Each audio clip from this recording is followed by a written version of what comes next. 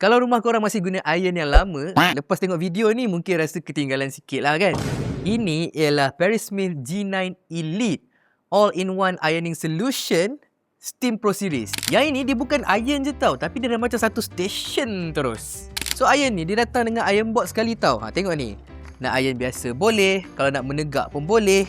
Senang kan? Iron ni siap ada steam 9.5 bar pressure. Tu tinggi tau. Maksudnya kalau setakat kedut-kedut yang degil dekat baju kerja korang tu, ataupun nak backdrop nak shooting ke kan, langsir, memang sekejap je dah settle. Yang paling saya suka, iron ni siap ada iProSense AI. Maksudnya kalau korang nak iron tudung ke, nak iron baju ke, tak perlu pilih setting sebab dia tahu kain jenis apa. Iron ni dia ada tangki sebesar 2 liter. So lebih kurang boleh guna 2.5 jam. Tak payahlah sibuk nak top up air banyak kali kan. Walaupun dia ni nampak besar, tapi sebenarnya dia ada roda kat bawah ni. Tolak je lah kat mana-mana korang nak pergi dalam rumah ni. Senang je.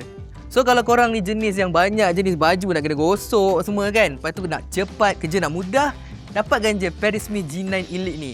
Confirm hidup senang.